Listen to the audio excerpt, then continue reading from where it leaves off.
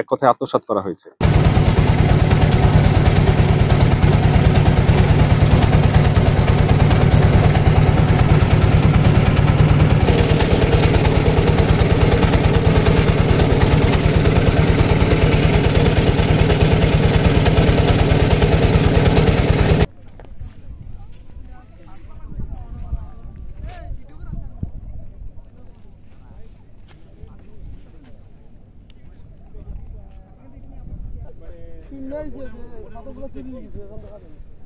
কাকে দায়ী মনে করে?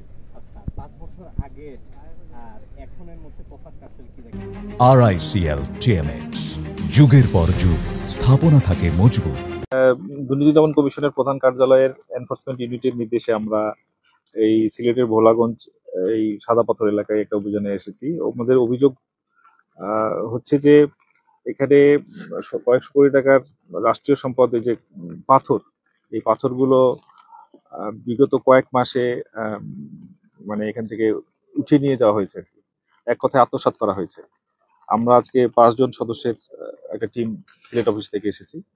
এখানে আমরা প্রথমত যেটা দেখছি যে স্থানীয় মানুষজন এখানে সবাই এক ধরনের যারা এখানে পর্যটনে আসেন, পর্যটনের উদ্দেশ্যে এই এটা দেখার জন্য, সেই সৌন্দর্য দেখার জন্য যারা আসেন, তারা অনেকেই আফসোস করছেন যে এত সুন্দর পাথরগুলো, যেটা কিনা এই সিলেটের এই একটা ঐতিহ্যের সঙ্গে যুক্ত, এই পাথরগুলো বেশ কিছুদিন ধরে এখান থেকে উঠিয়ে নিয়ে যাওয়া হয়েছে, আত্মসাৎ করা হয়েছে।